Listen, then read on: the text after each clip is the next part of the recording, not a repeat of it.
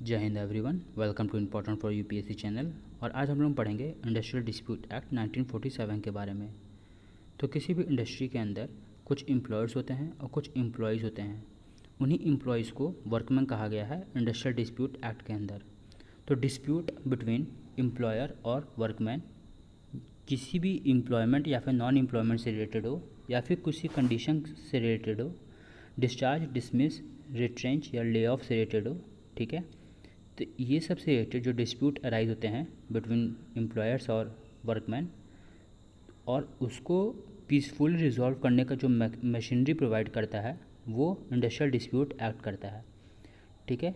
तो ये basically negotiations के थ्रू इसको डिस्प्यूट को रिजॉल्व करने की बात करता है, ठीक है। निगोशिएशंस का मतलब होता है कि सॉल्यूशन थ्रू कॉम्प्रोमाइज़, कि किसी कॉम्प्रोमाइज़ के थ्रू बीच का सॉल्यूशन निकाला जा सके, ठीक है। फिर अप्रोप्रिएट गवर्नमेंट के बारे में बात किया गया है, जैसे सेंट्रल गवर्नमेंट, स्टेट गवर्नमेंट, ठीक है। तो सेंट्रल गवर्नमेंट में ऐसी इंडस्ट्री जो सेंटर से रन करती है, ठीक है, या फिर सेंटर उसके ऊपर अथॉरिटी रखता है, वो इंडस्ट्रीज़ एग्जांपल के तौर पे रेलवे या फिर कुछ मेजर पोर्ट्स हो गए, वो mines, oil fields, insurance, banking companies या फिर unit trust of India, corporation under central statute, ठीक है। तो ये सब सेंट्रल इसके अप्रोप्रिएट गवर्नमेंट होंगे। और इसके अलावा किसी भी इंडस्ट्री के अंदर अप्रोप्रिएट गवर्नमेंट स्टेट्स होंगे, ठीक है। अब देखिए, जो सॉल्यूशन निकला है वो एक अवार्ड की तरह मिलता है। अवार्ड का मतलब होता है फैसला देना, ठीक है। तो ये कौन दे सकते हैं? तो ये लेबर कोर्ट दे सकते हैं, इंडस्ट्रियल ट्रिब्यूनल दे सकते हैं, नेशनल इंडस्ट्रियल ट्रिब्यूनल दे सकते हैं, ठीक है। और ये तीनों के बारे में इंडस्ट्रियल डिस्प्यूट एक्ट 1947 बात करता है। तो ये हम लोग डिटेल में आगे पढ़ेंगे, ठीक है। अब कुछ कंसिलिएशन ऑफिसर बनाए जाते हैं जो सेटलमेंट के बारे में बात करते हैं, ठीक है। और इसको रिटर्न एग्रीमेंट कहा गया है, ठीक है। और इसका जो कॉपी है वो अप्रोप्रिएट गवर्नमेंट को भेजा जाता है, ठीक है।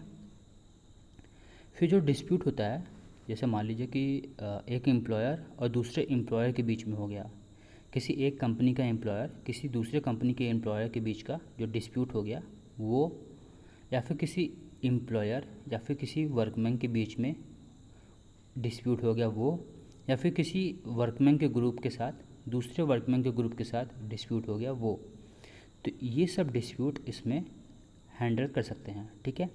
लेकिन ऐसे एम्प्लॉयर जो एक सिंगल वर्कमैन के साथ डिस्प्यूट रखता है उसको इसमें कंसिडर नहीं किया जाएगा, ठीक है। वो इंडिविजुअल डिस्प्यूट के अंदर आता है,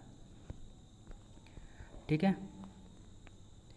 फिर देखिए, ब्रॉड ऑब्जेक्टिव क्या है कि जो एम्प्लॉयमेंट है या फिर नॉन एम्प्लॉयमेंट है या फिर टर्म्स ऑफ एम्प्लॉयमेंट है उसके बारे में बात करता है, ठीक है। एग्जांपल के तौर पे देखें तो जो एम्प्लॉयर है वो किसी वर्कमैन को नेगेटिव कंडीशन, मतलब कि उसका जो वर्किंग कंडीशन है उसको गलत तरीके से कंडीशन प्रोवाइड करा रहा है, तो उसमें उस इंडिविजुअल की खुद की डिस्प्यूट हो जाएगा एम्प्लॉयर से।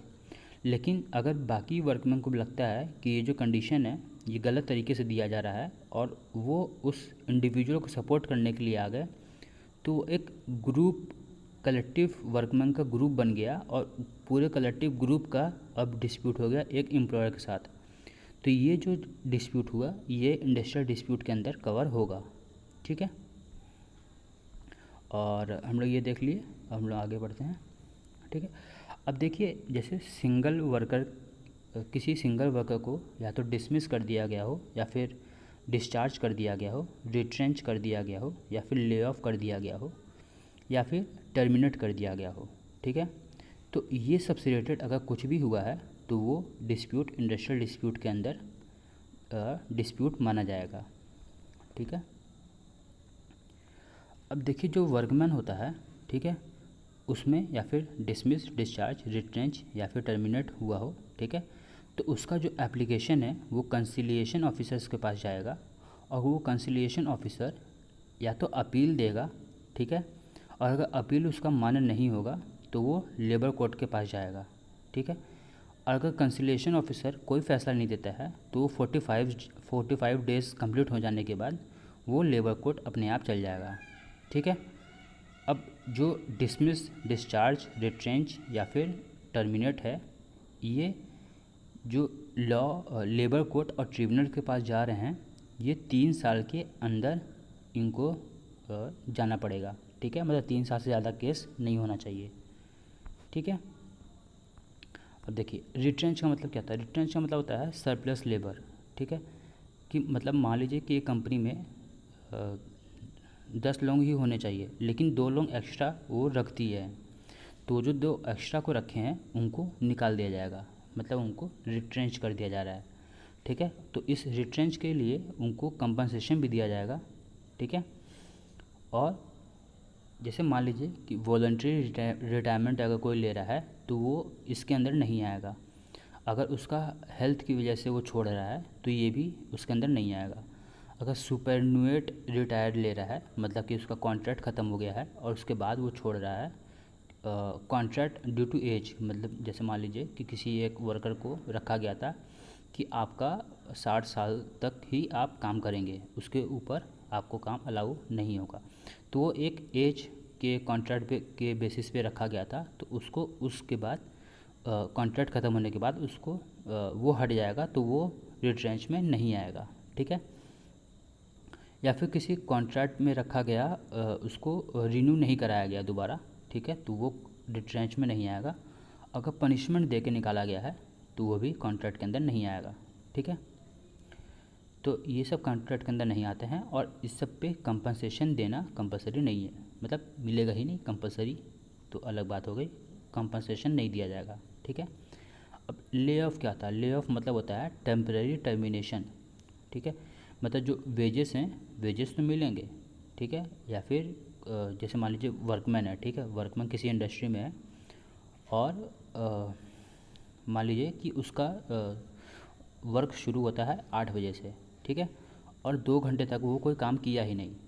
और वो काम क्यों नहीं किया, क्योंकि वहाँ पे कोई रॉ मटेरियल नहीं था, या फिर इलेक्ट्रिसिटी नहीं था, या फिर मान लीजिए किसी ओनर का डेथ ही हो गया, ठीक है, उसकी वजह से एम्प्लॉयर जो हैं वो सब काम नहीं करवा रहे थे।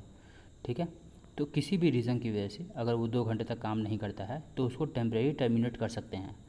और अगर टेम्परेरी टर्मिनेट करेंगे तो उसमें कुछ ऐसे भी केसेस होते हैं जहाँ पे उनको वेजेस पूरा दे सकते हैं, कुछ ऐसे केसेस होंगे जहाँ पे उनको कम वेजेस देकर टर्मिनेट कर सकते हैं, और कुछ ऐसे भी होंगे जहाँ पे वेज नहीं दे सकते हैं।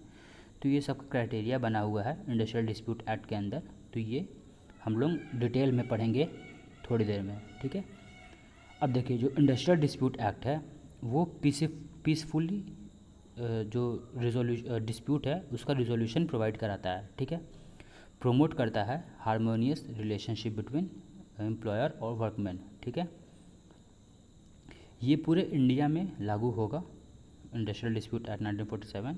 ठीक है, लेकिन ऐसे इंडस्ट्री में लागू नहीं होगा जो डेड इंडस्ट्री है, मतलब जो काम नहीं कर रही है इंडस्ट्री, उस टाइप के इंडस्ट्री में ये लागू नहीं होगा, वर्किंग इंडस्ट्री में ही लागू होगा। ठीक है, और ये can be raised bye workman और देयर ट्रेड यूनियन। ठीक है, अगर कोई डिस्प्यूट होता है तो या तो कोई एक वर्कर जाके इसको रेज कर सकता है, या फिर कलेक्टिव ट्रेड यूनियन जाके रेज कर सकती है। ठीक है, अब देखिए डिस्प्यूट जो है इसके अंदर, इंडस्ट्रियल डिस्प्यूट एक्ट के अंदर जो इंडस्ट्री है वो इंडस्ट्री सारी इस्टेब्लिशमेंट जो प्रॉफिटेबल हो, जो नॉन प्रॉफिटेबल हो, सब आते हैं इंडस्ट्री के अंदर।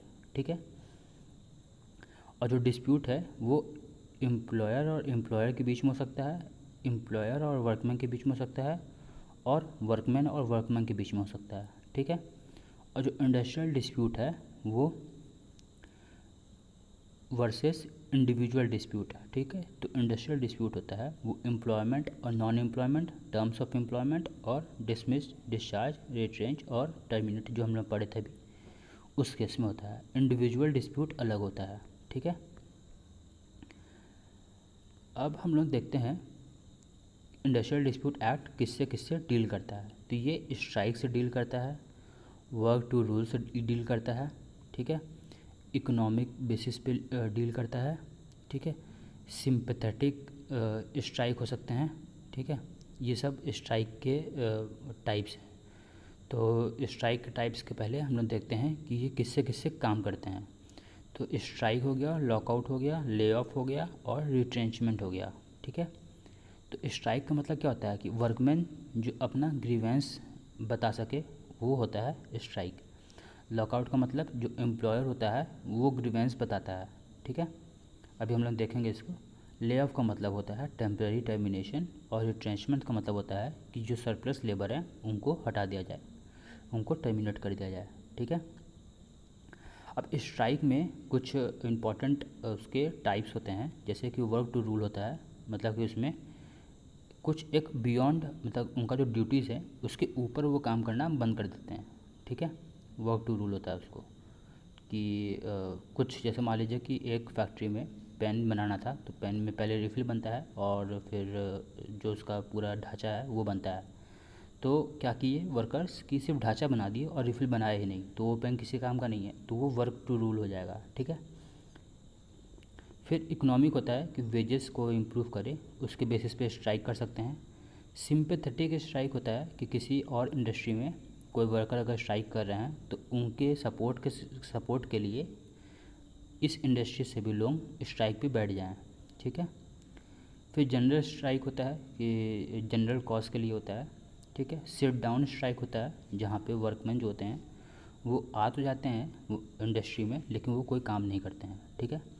स्लो डाउन होता है, मतलब कि 100 यूनिट प्रोड्यूस करना था उनको, लेकिन वो 10 यूनिट ही बनाएंगे। हंगर स्ट्राइक होता है, अनशन वगैरह। वाइल्ड कैट स्ट्राइक होता है जहाँ पे बिना ट्रेड यूनियन के सपोर्ट के स्ट्राइक करने के लिए अगर वो बैठ जाते हैं तो उसको वाइल्ड कैट स्ट्राइक कहते हैं। ठीक है। अब अगर स्ट्राइक होता है, अगर वो लीगल होता है, मतलब कि जो वर्कर अगर स्ट्राइक कर रहे हैं और अगर वो अपने लिए सही हैं कि वो जो जिस चीज़ के लिए स्ट्राइक कर रहे हैं और वो सही हैं, तो उनको वेजेस मिलेगा। लेकिन अगर वो चीज़ गलत है तो उनको वेजेस नहीं मिलेगा। ठीक है। और जो एम्प्लॉयर लॉकआउट करते हैं, एम्प्लॉयर लॉकआउट करते का मतलब कि एम्प्लॉयर अपना ग्रीवेंस दिखाते हैं कि ठीक है, वर्कमैन अगर नहीं काम करना चाहते हैं मत काम करें, हम ताला लगा देंगे और हम ना प्रोडक्शन करेंगे और ना ही कोई वर्कर्स को पैसा मिलेगा। तो ये होता है लॉकआउट। तो अगर लॉकआउट लीगल है, ठीक है, तो उस केस में वर्कमैन जो जितने भी काम करते हैं उनको पैसा नहीं मिलेगा। अगर लॉकआउट इलीगल है तो उस केस में वर्कमैन्स को पैसा मिलेगा। ठीक है। फिर इसको डिसाइड कौन करता है? इसको इंक्वायरी ऑफिसर होता है, वो डिसाइड करता है कि ये जो लॉकआउट और स्ट्राइक हो रहा है क्या ये सही है कि गलत है। तो इसके बेसिस पे ये वेजेस डिफाइन किए जाते हैं। ठीक है। अब जो डिस्चार्ज, डिसमिस, रिट्रेंच और टर्मिनेशन हम लोग पढ़े थे, तो ये इंडस्ट्रियल डिस्प्यूट के अंदर आता है। भले ही ये किसी एक इंडिविजुअल से रिलेटेड हो, लेकिन ये इंडस्ट्रियल डिस्प्यूट के अंदर आता है। ठीक है। Workman can make an application direct to labour court और tribunal for 45 days conciliation officer. ठीक है। तो ये हम लोग अभी जो ऊपर पढ़े थे कि कंसिलेशन ऑफिसर के पास पहले जाएंगे, अगर वो कोई फ़ैसला नहीं लेते हैं तो वो लेबर कोर्ट के पास जाएंगे, अगर 45 डेज़ तक कोई उसके ऊपर फैसला नहीं लेते हैं तब। ठीक है। और 3 साल के अंदर जाएंगे, ये हम लोग देख चुके हैं। अब ले ऑफ क्या होता है? ले ऑफ का मतलब होता है कि इंडस्ट्री पहुंच गए हैं लेकिन 2 घंटे तक कोई काम नहीं किए वो सब। ठीक है। और इसके बहुत सारे रीजंस हो सकते हैं, जैसे मान लीजिए कि स्टोरेज या फिर रॉ मटेरियल नहीं है, कोई नेचुरल कैलामिटी आ गया, मतलब मान लीजिए अर्थक्वेक वगैरह आ गया और उसकी वजह से पूरा मतलब कंडीशन नहीं बना काम करने का, या फिर मान लीजिए कि कोई मशीन वगैरह ब्रेक डाउन हो गया और उसकी वजह से कोई काम नहीं कर रहा है, तो ये सब की कारण की वजह से काम नहीं कर रहे हैं। ठीक है। तो अगर लेस देन 50 एम्प्लॉयज़ हैं, वर्कमैन समझिए, लेस देन अगर 50 वर्कमैन हैं, ठीक है, अगर वो लेड ऑफ कर रहे हैं तो उनको 100% वेजेस मिलेगा। ठीक है। मतलब क्योंकि इसमें वर्कर्स की तो गलती है नहीं, गलती तो एम्प्लॉयर्स की है। ठीक है। या तो फिर नेचुरल कैलामिटीज़ ये सब की है, तो फिर इसमें तो वर्कर्स की कोई गलती नहीं है। ठीक है। अगर 50 to 100 एम्प्लॉयज़ हैं, ठीक है, जो ले ऑफ कर रहे हैं, उनको 50% वेजेस मिलेंगे। अगर 100 से ज़्यादा किसी में एम्प्लॉयज़ हैं तो वो सेंट्रल गवर्नमेंट अप्रूव करेगा कि उनको कितने वेजेस मिल सकते हैं। ठीक है। और अगर किसी अल्टरनेट एम्प्लॉयमेंट प्रोवाइड कराया जाए, जैसे मान लीजिए कि वो आए और अर्थक्वेक वगैरह अगर मान लीजिए आया है या फिर मशीनरी ब्रेक डाउन हो गया है और जो एम्प्लॉयर है वो बोल दिया कि किसी और जगह जाके काम कर लीजिए, और अल्टरनेट एम्प्लॉयमेंट उनको प्रोवाइड किया गया और अगर एम्प्लॉय रिजेक्ट कर दिए तो उस केस में उनको वेजेस नहीं मिलेंगे, ठीक है। अगर एक्सेप्ट कर लिए तो जो नॉर्मल वेजेस मिलते थे वही वेजेस मिलेंगे उनको, ठीक है। फिर एक आता है रिट्रेंचमेंट। रिट्रेंचमेंट का मतलब होता है कि जो सरप्लस लेबर है उनको हटाना, ठीक है। तो जो लास्ट में आए हैं उनको सबसे पहले हटाया जाएगा, क्योंकि जो पुराने हैं जो पहले आए थे वो सब तो भाई ट्रस्ट के ऊपर हैं अब, ठीक है, वो ट्रस्ट बिल्डअप कर चुके हैं अपना, तो उनको जल्दी नहीं हटाया जाता है। तो जो लास्ट में आता है उसको पहले हटाते हैं, तो इसको बोलते हैं LIFO method, last in first out method, ठीक है। और इनको अगर हटाया जाएगा तो ऐसे ही तो हटा नहीं देंगे, तो उसके लिए कंपनसेशन दिया जाता है। और वो कंपनसेशन निकालने का एक फॉर्मूला है, जिसका फॉर्मूला का मतलब होता है एवरेज पे। जो एवरेज पे होता है उसको 30 दिन से डिवाइड करते हैं, ठीक है। फिर उसमें मल्टीप्लाई करते हैं इंटू 15 और टोटल को ईयर ऑफ सर्विस मतलब कितने साल वो काम किए हैं उससे मल्टीप्लाई करते हैं, ठीक है।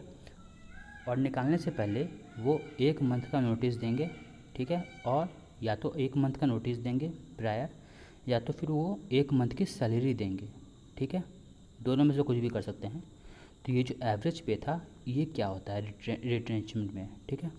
तो मंथली बेसिस पे अगर कोई कमा रहा है तो उसके 3 मंथ का जो एवरेज होगा उसको निकालेंगे, 3 मंथ का जो पैसा होगा वेजेस होंगे उसका एवरेज लेंगे। अगर कोई वीकली कमा रहा है तो 4 हफ्ते का उसका जो एवरेज होगा वो लेंगे। अगर कोई डेली कमा रहा है तो वो 12 दिन का उसका एवरेज लेंगे, ठीक है। अब होता है स्ट्राइक। स्ट्राइक में एक होता है गो स्लो। गो स्लो का मतलब होता है, गो स्लो इंडिया में एक स्ट्राइक नहीं है, ठीक है। अब नो लॉकआउट और स्ट्राइक, इफ मान लीजिए कि जो स्ट्राइक है, जो अभी हम लोग स्ट्राइक के टाइप्स पढ़े थे, ठीक है, उसके अलावा ये है कि अगर ऐसे ऐसे कंडीशंस होते हैं तो इसमें स्ट्राइक और लॉकआउट नहीं किया जा सकता है। और वो कंडीशन कौन कौन से हैं वो देखते हैं। जैसे proceeding are pending in labour court, industrial tribunal और ये नेशनल इंडस्ट्रियल ट्राइब्यूनल, अगर इसमें कोई प्रोसीडिंग पेंडिंग है तो उस केस में स्ट्राइक और लॉकआउट नहीं कर सकते हैं, क्योंकि अभी तो प्रोसीडिंग पेंडिंग ही है, जब जजमेंट आएगा उसके बाद ही हो सकता है, ठीक है। या फिर कोई आर्बिट्रेशन के थ्रू कोई जजमेंट दिया गया हो, कोई अवार्ड दिया गया हो और वो अवार्ड बाइंडिंग है, तो उस केस में लॉकआउट और स्ट्राइक नहीं कर सकते हैं, ठीक है। क्योंकि जो आर्बिट्रेशन होता है वो दोनों के पक्ष को सुन के और एक फाइनल बाइंडिंग फाइनल अवार्ड देता है, ठीक है। जो कंसिलिएशन होता है वो और उसके 7 दिन बाद, ठीक है, कंसिलिएशन का जब आया है उसके 7 दिन तक वो नहीं कर सकते हैं स्ट्राइक और लॉकआउट, ठीक है। फिर अवार्ड और सेटलमेंट इज इन ऑपरेशन, ठीक है, मतलब कि जो अवार्ड और सेटलमेंट है वो अभी चल ही रहा है, तो उस केस में लॉकआउट और स्ट्राइक नहीं कर सकते हैं, ठीक है। अब देखिए, जैसे कि कोई पब्लिक ऑफिस है और वहाँ पे अगर किसी को स्ट्राइक करना है तो उसके लिए भी कुछ गाइडलाइंस हैं। सबसे पहले 14 दिन का उसको नोटिस देना पड़ेगा, ठीक है, स्ट्राइक करने के लिए। और वो स्ट्राइक विथिन 6 वीक्स होना चाहिए, ठीक है। अगर 6 वीक्स के अंदर नहीं होगा तो उसको फ्रेश नोटिस देना पड़ेगा, मतलब कि दोबारा 14 दिन का नोटिस देना पड़ेगा और दोबारा वो 6 वीक्स के अंदर स्ट्राइक कर सकते हैं, ठीक है। इसको एग्जांपल के तौर पे देखते हैं। जैसे कि मान लीजिए कि किसी को किसी वर्कर्स के ग्रुप को स्ट्राइक करना था, तो वो 1 जैन को नोटिस निकाले, ठीक है। उसके 14 दिन तक मतलब कि 15 जैन तक वो कोई स्ट्राइक नहीं कर सकते हैं, ठीक है। फिर 15 जैन से लेके 4 वीक मतलब 12 फरवरी तक वो स्ट्राइक इस टाइम पीरियड में कभी भी कर सकते हैं। 15 जन से 12 फरवरी तक वो किसी भी डे पे स्ट्राइक चालू कर सकते हैं, ठीक है। तो जब ये नोटिस आया उस दिन से लेके 6 वीक मतलब नोटिस आया था 1 जैन को, और उस दिन से लेके 6 वीक मतलब 12 फरवरी तक, तो इस बीच का जो टाइम पीरियड है, ठीक है, इसी में स्ट्राइक हो सकता है। लेकिन पहले 2 वीक में जब वो नोटिस आया था तो उसके नोटिस आने के 14 दिन तक कोई स्ट्राइक नहीं कर सकते हैं। तो मतलब 4 वीक्स पहले 2 वीक्स में तो स्ट्राइक नहीं हो सकता है, अगले 4 वीक्स में स्ट्राइक कर सकते हैं किसी भी दिन। अगर वो नहीं करते हैं तो उनको दोबारा से नोटिस जारी करना पड़ेगा, ठीक है। अब जो वर्कमैन होते हैं या फिर एम्प्लॉय मान लीजिए, जो वर्कमैन होते हैं वो नोटिस इशू करते हैं एम्प्लॉयर को, ठीक है। और 5 दिन के अंदर वो नोटिस, एम्प्लॉयर का काम होता है कि वो सेंट्रल गवर्नमेंट को इन्फॉर्म कर दे कि इस पब्लिक सेक्टर में लोग स्ट्राइक करने वाले हैं, ठीक है। तो ये इम्पॉर्टेंट है, ये क्राइटेरिया है स्ट्राइक करने का पब्लिक जो पीएसयू वगैरह होते हैं उसमें, पब्लिक यूटिलिटी सर्विसेज में, ये सब में, ठीक है। फिर प्रोसीजर टू रिजॉल्व डिस्प्यूट, क्या क्या प्रोसीजर होते हैं डिस्प्यूट्स को रिजॉल्व करने के लिए। तो अगर किसी फैक्ट्री में 100 से ज़्यादा वर्कर्स हैं, ठीक है, वहाँ पे वर्कर्स कमेटी बनाई जाएगी या फिर वर्क्स कमेटी बनाई जाएगी, ठीक है, जिनको अप्रोप्रिएट गवर्नमेंट अपॉइंट करेगा, ठीक है। वहाँ पे कंसिलिएशन ऑफिसर अपॉइंट करेगा, ठीक है, जिसको पावर मिलता है सिविल कोड का अंडर CPC 1908, ठीक है। ये कंसिलिएशन ऑफिसर सेटलमेंट प्रोवाइड कराता है।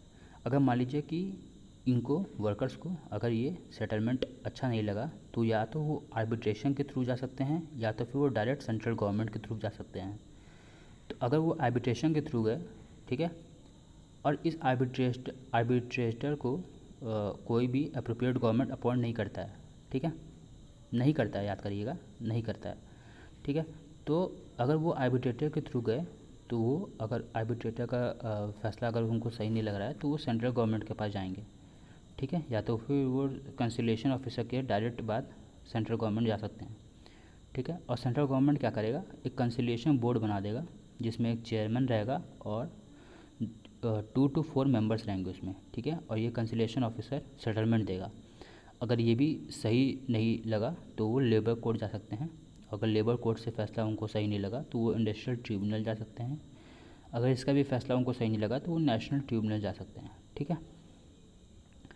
फिर अब मेजर जो अथॉरिटीज़ अभी हम लोग पढ़े हैं, जैसे ये वर्क कमेटी हो गया, ठीक है, कंसिलिएशन ऑफिसर हो गया, कंसिलिएशन बोर्ड हो गया, labours court, industrial tribunal, national tribunal, तो ये सब क्या होते हैं इसके ऊपर देखते हैं हम लोग थोड़ा डिटेल में, ठीक है।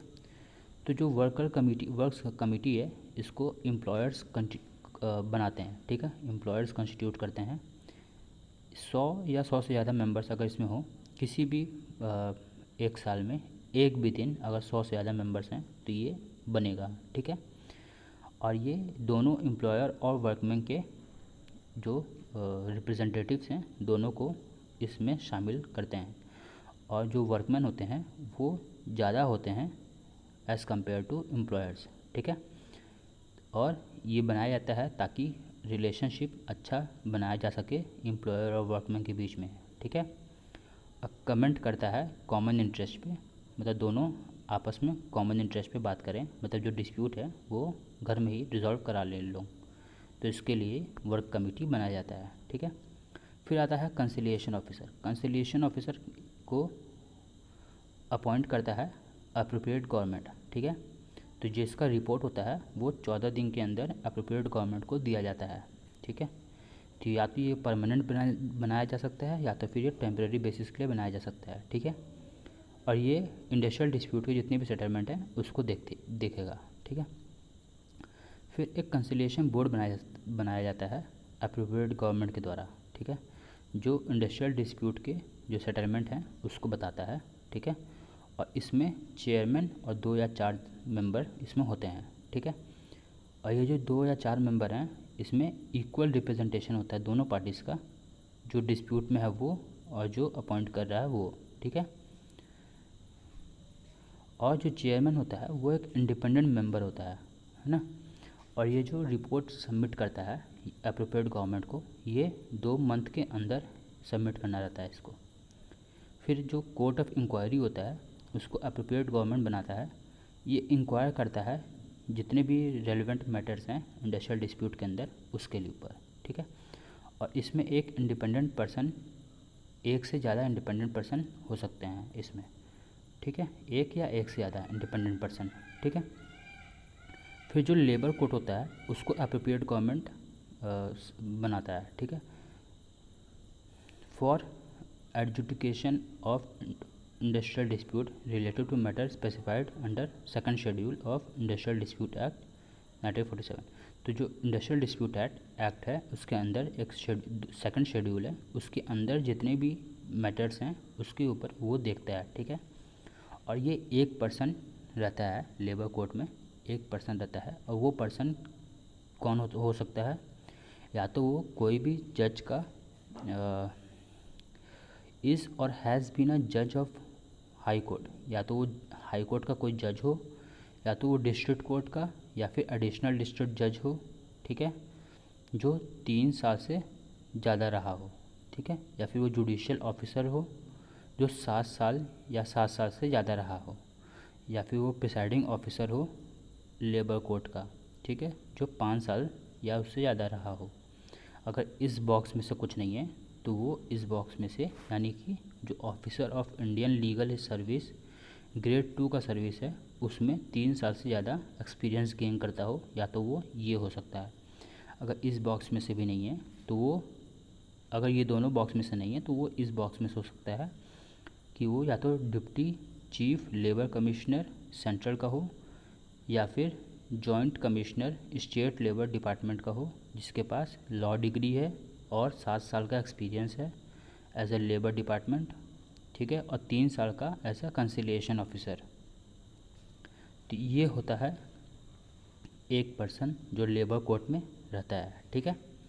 फिर ट्रिब्यूनल बनाया जाता है, ट्रिब्यूनल भी अप्रोप्रिएट गवर्नमेंट के द्वारा बनाया जाता है, ठीक है।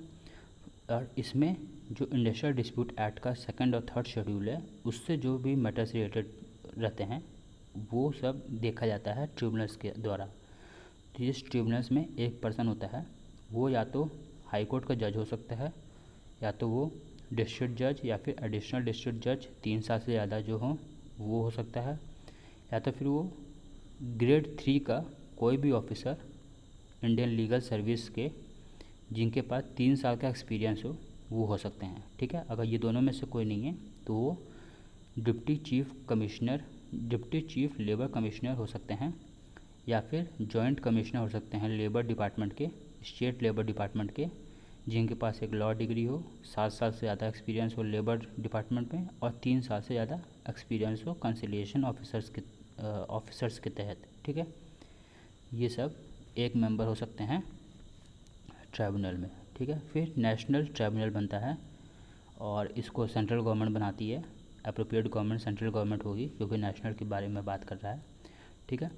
फिर ये एडजुकेट करता है जो इंडस्ट्रियल डिस्प्यूट में जो भी इन्वॉल्व होते हैं क्वेश्चन ऑन नेशनल इम्पोर्टेंस, मतलब कि जो देश का जो देश के लिए जो इम्पोर्टेंस रखता है उस केस में अगर कोई डिस्प्यूट होता है तो उसके लिए नेशनल ट्रिब्यूनल में जाया जाता है, ठीक है। इसमें किसी एक से ज़्यादा, मतलब कि दो से ज़्यादा स्टेट्स अगर इन्वॉल्व हैं तो उस केस में नेशनल ट्रिब्यूनल जाया जाता है, ठीक है। इसमें भी एक पर्सन होता है, या तो वो हाई कोर्ट का जज हो, या तो वो 2 पर्सन, नहीं, इसमें हाई कोर्ट का जज ही एक पर्सन होगा, ठीक है। फिर इनको सपोर्ट करने के लिए 2 पर्सन अलग से अपॉइंट होंगे एज ए एक्सेसर जो नेशनल ट्रिब्यूनल को एडवाइस देंगे, ठीक है। और नेशनल इम्पोर्टेंस के लिए ये नेशनल ट्रिब्यूनल बनाया जाता है, ठीक है। For labour court tribunal, national tribunal, इसके लिए जो प्रिसाइडिंग ऑफिसर है, मतलब जो एक पर्सन है, वो 65 ईयर्स से ज़्यादा नहीं होने चाहिए, ठीक है, 65 ईयर्स से कम होने चाहिए, और वो इंडिपेंडेंट पर्सन होने चाहिए, ठीक है। किसी भी एम्प्लॉय या एम्प्लॉय पार्टी को रिप्रेजेंट नहीं करने चाहिए, वो इंडिपेंडेंट पर्सन होने चाहिए, ठीक है।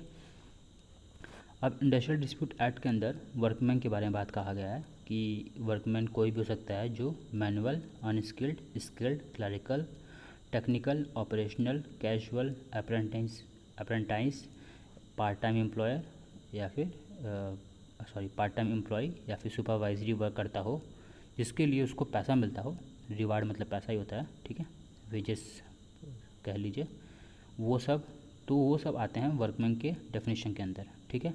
इसमें armed forces, police, prison of employ, ठीक है, मैनेजर और एडमिनिस्ट्रेटर, पर्सन अर्निंग जिनका जो इनकम है वो 10,000 से ज़्यादा है वो सब, टीचर्स और टेम्पल जो प्रीस्ट होते हैं ये सब इंक्लूडेड नहीं होते हैं वर्कमैन के डेफिनेशन में इंडस्ट्रियल डिस्प्यूट एक्ट के अंदर। ठीक है, अब इसमें जो वेजेस के बारे में बात कहा गया है वो क्या है कि वो सभी काम जिसके लिए उनको पैसा मिलता है।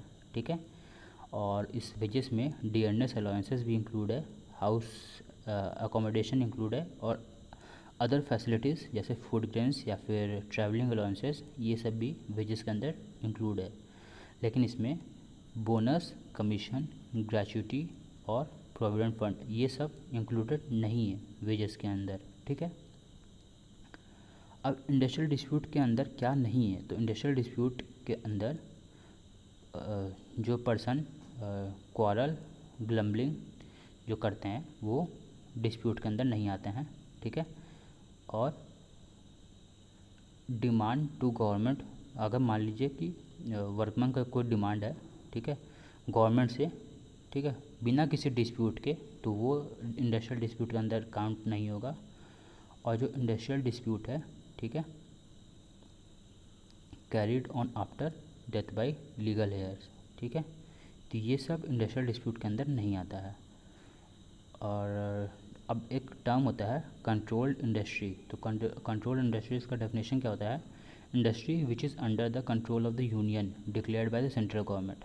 ठीक है, कंट्रोल इंडस्ट्री जो यूनियन के कंट्रोल के अंदर हो और सेंट्रल एक्ट के तहत उसको बनाया गया है, वो होता है कंट्रोल्ड इंडस्ट्री। ठीक है, इंडस्ट्री डज नॉट इंक्लूड, कौन कौन से इंडस्ट्रीज़ इंक्लूड नहीं है इंडस्ट्रियल डिस्प्यूट एक्ट के अंदर, वो सब हैं कंस्ट्रक्शन और maintenance of state and national highway, ये सब इंक्लूड नहीं है। ट्रेड यूनियंस, टेलीकॉम डिपार्टमेंट और central institute of fisheries post and Telegram department, ये सब इंडस्ट्रियल डिस्प्यूट एक्ट के अंदर नहीं आता है।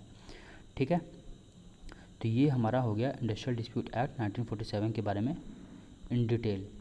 और अगर आपको ये सेशन अच्छा लगा तो आप इसको लाइक कर सकते हैं, और अगर आपको इसका PDF चाहिए तो फिर आप टेलीग्राम चैनल ज्वाइन कर सकते हैं। ठीक है, और payment of wages act, minimum wages act जो हम लोग पहले पढ़ चुके हैं, तो उसको अगर आप लोग एक बार रिवाइज़ कर लेंगे तो वो आपको याद हो जाएगा। ठीक है, फिर नया और भी कुछ एक्ट्स हैं EPFO के लिए, तो वो सब हम लोग कवर करेंगे आने वाले लेक्चर्स में। ठीक है, और अगर आपको जैसे कुछ इम्पोर्टेंट रिविजन्स के तौर पे कुछ जैसे पॉलिटी हो गया, इकोनॉमी हो गया, ये सब सब्जेक्ट्स का चाहिए तो आप बताइएगा कमेंट सेक्शन में, वो भी मैं प्रोवाइड कर दूँगा। ठीक है, थैंक यू।